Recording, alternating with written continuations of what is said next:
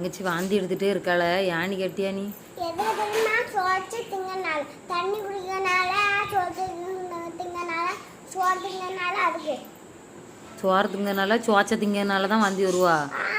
அப்போ என்ன கொடுக்கணும் தங்கச்சிக்கு? மருந்தா கொடுக்கணும். குடிக்க மாட்டாள. நீ ஊத்து, நீ ஊத்துவியா?